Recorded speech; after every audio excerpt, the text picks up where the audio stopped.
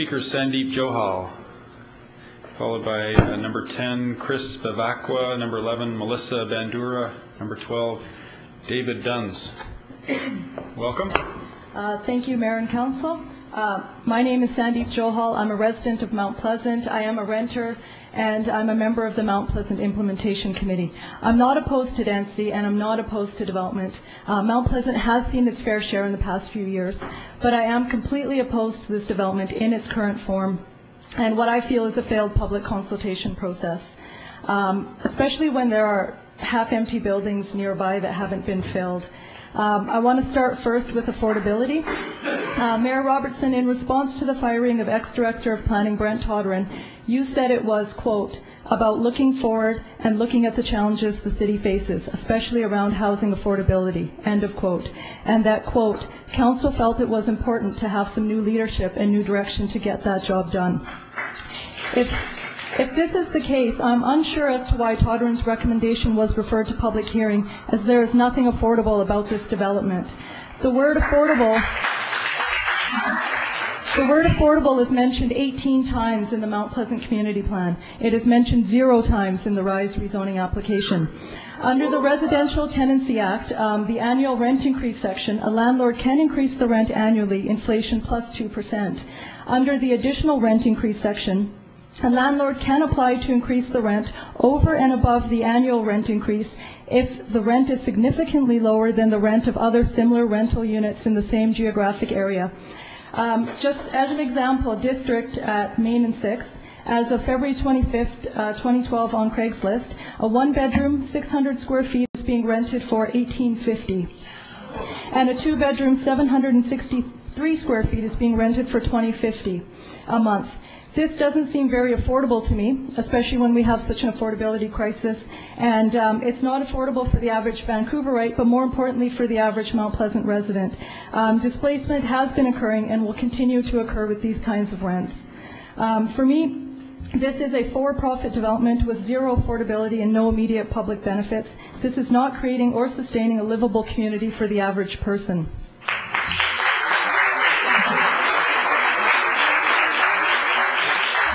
I'd like to move on to the Mount Pleasant Community Plan. Rize has gone on record to state that this development complies 100% to the Mount Pleasant Community Plan. I disagree. In section 3.4, page 10, the Mount Pleasant Community Plan does indeed see some opportunity for increased height and density on 3 selected sites. This is true, one of them being the Rize site. And that's what the developer is using to justify a 215-foot tower, a 118-foot tower, and 5.5 FSR. But what's being failed to be mentioned is it's contingent on 2 factors. A, further urban design analysis. Under that is shadowing. Shadow impacts have not been looked at. Yesterday, the architect expressed concern for minimizing shadow impact for the residents of the building, but not for the business owners or the people on the street who would be affected by it on the north side of Broadway. View impacts haven't really been looked at. The view impacts will be huge. Look and feel of the area hasn't been addressed. This building does not fit in. And permeability of the site, there is none. It's not open to the community. It's only open to the residents. And the other factor is important public benefits. We now know this is going to be CAC money for possibly new cultural amenities and affordable housing. But I feel like there's a lot of question marks there. I'm not confident that there are any guarantees. And if community input hasn't been considered so far, I don't feel it will be considered for the CAC money.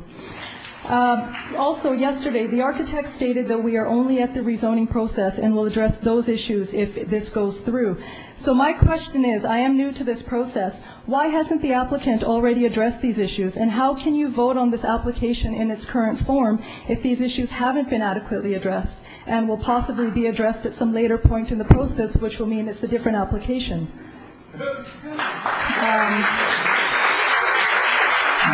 I just have a couple more points. Rize and planning staff state they've made significant changes to the proposal in response to community input. I completely disagree with that.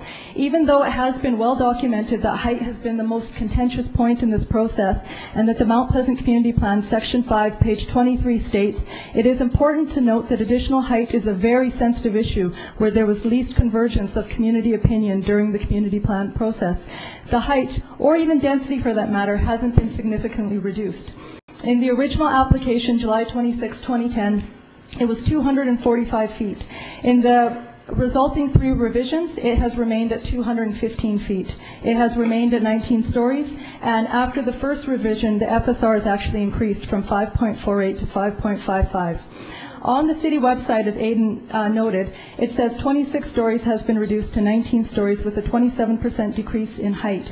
But the floor-to-floor heights were increased, so the 19 stories actually reaches the 23-story mark of the original proposal, which is only a 30-foot difference or a 3-story reduction, not 7 as cited on the website, and an 11% decrease in height. The 30 feet that was dropped from the 245-foot tower was simply added to the high-rise along Broadway, increasing the height from 89 feet to 118 feet. So you're over your time. You can wrap up in a sentence. Yep. I just want to say that I feel this development has violated the spirit and intent of the Mount Pleasant Community Plan, as well as several key points, has effectively ignored citizen input and the public consultation process, hasn't taken important factors into consideration like shadowing, view impacts, look and feel of the area, traffic congestion, affordability especially, and the community itself. Thank you. You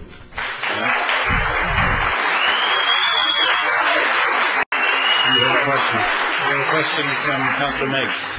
Sir? You have a question from Councillor Meigs. Sure. I'm going to mark you down as a no. Oh, sorry. Yeah. I am opposed. But you said early on in your comments, if I caught it right, that there's a lot of vacancies in Mount Pleasant. Did I hear you correctly in that regard?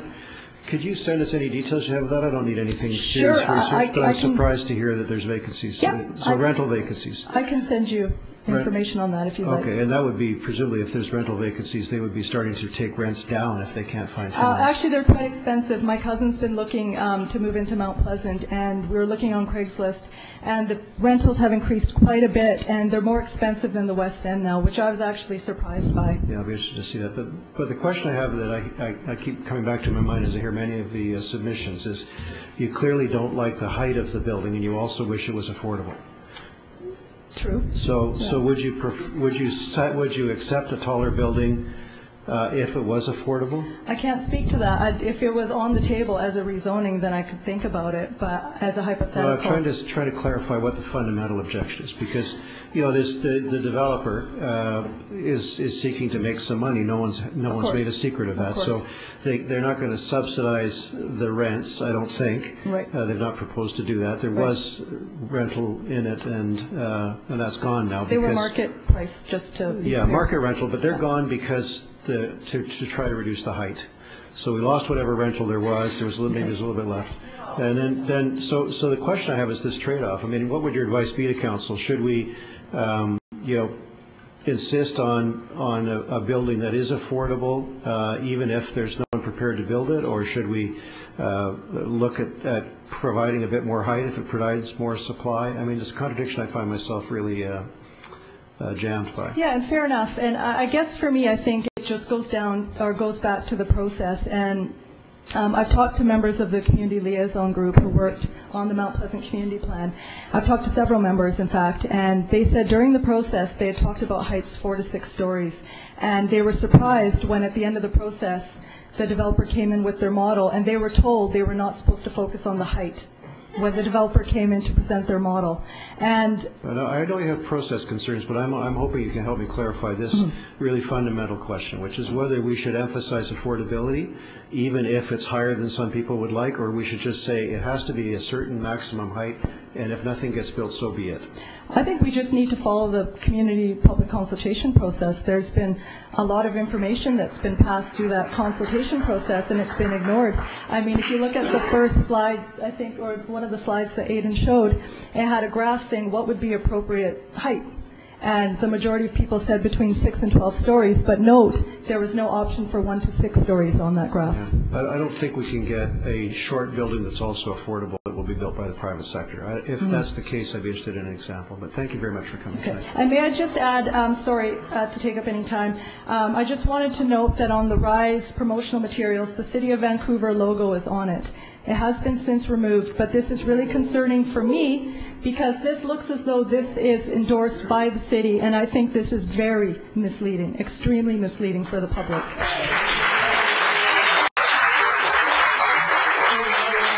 So you have a question from Councillor Ball as well. Ms. Johal? Thank you very much. I just wanted to clarify one thing. When you say affordable housing, do you mean social or public housing, or are you talking market housing that isn't expensive? Is that just because the term affordable housing gets used a lot and it gets very confusing when we're up here? Absolutely. I mean, it's hard to say, right, because there's such a need for social housing, but then for average residents, rents are increasing so much. Like, I couldn't afford to pay $1,850 for 1 bedroom a month for 600 square feet, especially if I'm going to have a family and cram them all in there. So, I mean, ideally it would be affordability for all. I mean, I'm no expert. I don't know how that can be achieved. But, you know, there is social housing. That is an issue, but also just average housing for average residents.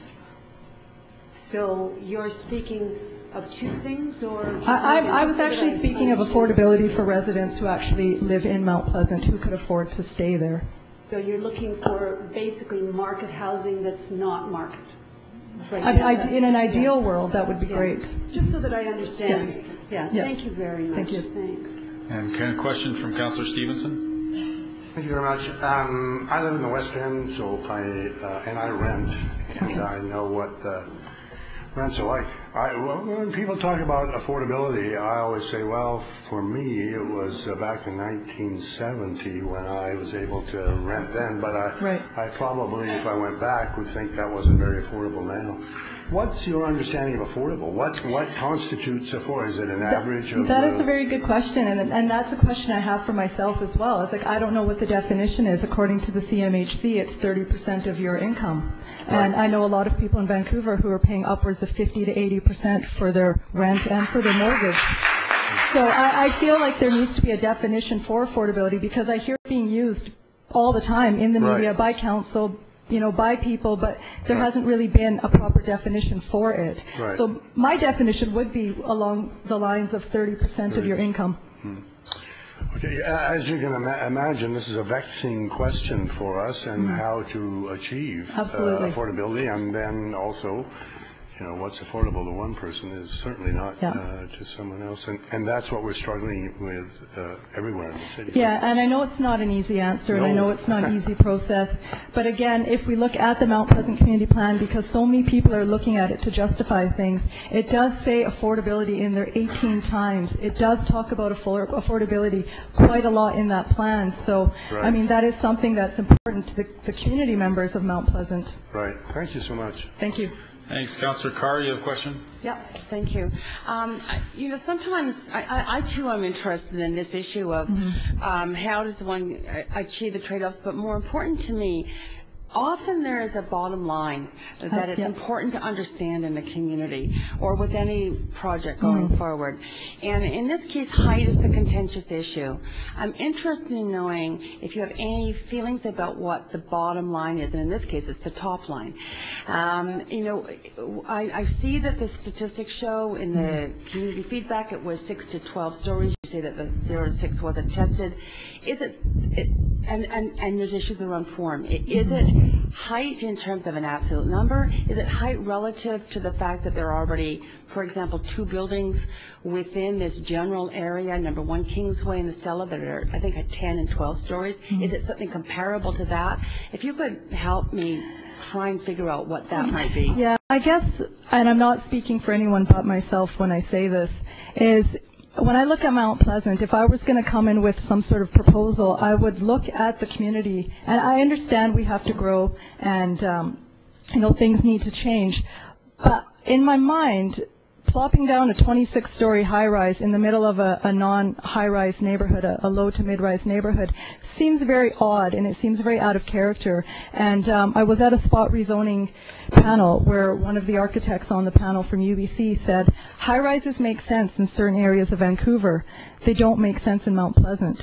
So you also have to take a look at the communities. You know, it doesn't make sense in Mount Pleasant. And just to be clear, when it says additional height and density, in that section 3.4, it says mid-rise to high-rise.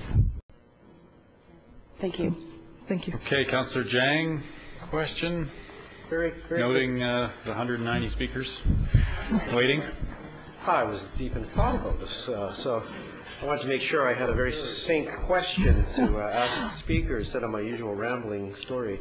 which I'm going to do now just to annoy you. Thought I was off the hook. So I'll call our next speaker. Our next speaker is... You would. Tough crowd, I tell you. It's back here, not there. Okay, where's the hook? I'm going to get to my question now.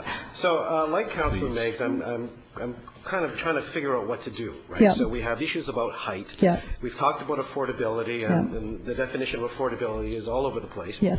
Depending on what your personal circumstances are. Yes. I'm not even sure 30% defined by CMHC is even realistic anymore around the world. I mean, it's just a nice thing to aim for, but, you know. So the real question is, so when originally the proposal had height, which gave us both rental, and we know that most people rent, and there's a need for that, and then an ownership, and then to reduce the height to kind of fit in better with the neighborhood, they had to cut out the rental part, leaving it all now strata titled. So in your opinion, from what you know of all your work in the community, which is better to have, rental or ownership? I mean, in an ideal world, rental, but, you know, I've only been involved in this for a year, so I'm still learning. I guess for me, too, like I did a lot of research on the STIR program, and I noted that, you know, if developers include STIR rental units into their developments, they get additional height and density. So I didn't know if it was just a bid to get additional height and density, but for me, I think when those 62 rental units, STIR rental units, were removed, the height and density didn't really change. So I don't know. I feel like that's a concern. Well, I think okay, that's a good point. Okay.